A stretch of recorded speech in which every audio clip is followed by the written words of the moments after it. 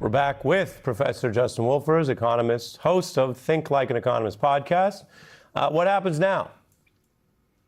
Well, I don't know if you remember Sex in the City. Sure. Carrie got together with Big. They broke up. And you might have thought to yourself, well, that's the end of the relationship. But of course, what happens in the next season?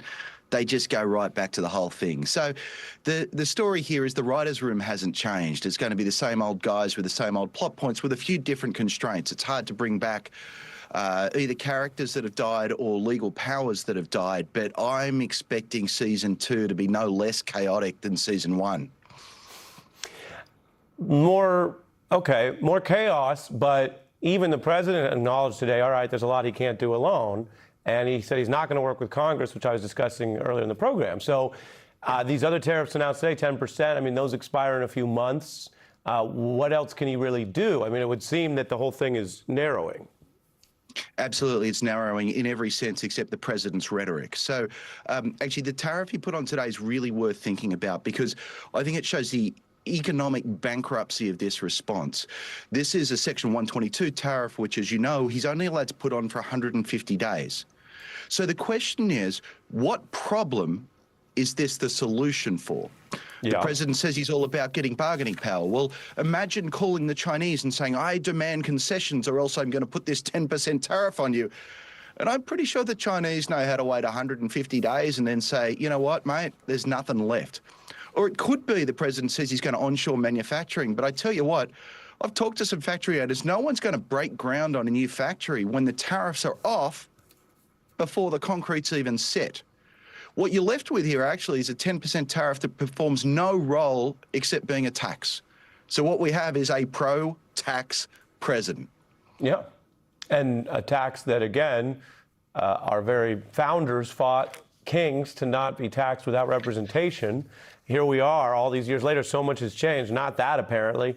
And Bloomberg is already reporting the tariff ruling will kick off a fight for what is a serious chunk of change because, as Neil Katyal was explaining, they let this play out for strategic reasons, and the High Court has been very friendly to Trump in letting him kind of break laws on the short run. I mean, this is now, as of today, illegal, but yesterday they were taking this money. So 170 billion with a B is out there, companies filing suits, companies want their money back. Of course, they were able to sue precisely because they were paying and harmed by this. How will that process play out? How much of that money is actually going to come back in to those pockets? I know you care deeply about the numbers here. I think the number's going to end up being closer to 130 billion, but, it doesn't really matter. I actually think this is an interesting rhetorical point, but not that interesting for the economics. Why? Well, first of all, it's all about what happened in the past. And the question is, does the money end up in the government's coffers or in our pockets? If it's not in our pockets and the government needs money, it's going to reach back into our pocket and take it back out. The bad news for people at home is you and I aren't going to see any of this. Why is that? Well, I buy my olive oil from Costco. It's imported.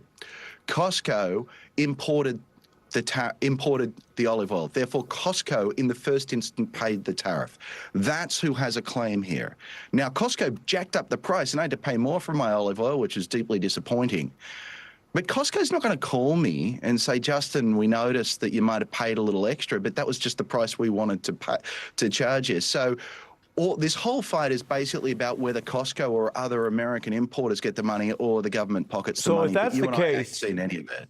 If that's the case, you have a Trump government that jacks up those prices, some of it paid, as you say, on the way, and if they passed off some of it to consumers, then we don't get any of that money back. They're not going to track us down and give us that. They're going to pay it off to the companies. How was any of this good for the American consumer?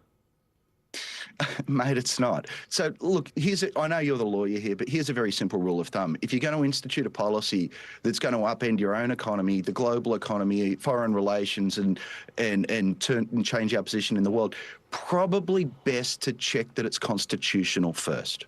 Right. Just hint for beginners. So they created them as sort of strategically on purpose, making it harder to undo all of this. So the trade war was bad. But having a trade war that you were never allowed to actually run is even worse. This is literally, we can be for or against tariffs. This is the dumbest thing you could possibly do. It means we get all the costs and none of the benefits. It's really extraordinary, and it's a massive scale. And you think about people worried about inflation and high prices and jobs. This is another form of a price gouge, if in the end it was all for naught. And this was a president who ran on what? He ran on fixing the high prices, getting to the bottom of the Epstein thing, and a couple other things. He's putting up zero after zero. I'm out of time, but what do you use your olive oil for, Justin? Oh, mate, I shave with it. No, I'm kidding. Oh. I don't do that. I grill vegetables. I like to grill my vegetables with a good olive oil, and my son likes to dip his bread in it, add a little salt. Recommended 21. Yeah, I do it with the bread. I sometimes use avocado oil for the vegetables. Wow, is that healthier? I don't know. I feel like as a news person, if I say I could say I think it is, but I feel like anything beyond that, and Kid Rock and RFK Jr. are going to be out here fact checking us. So we'll look into it. I'll get back to you and answer on what the healthiest oil is. Have a good weekend, Justin. You too, brother.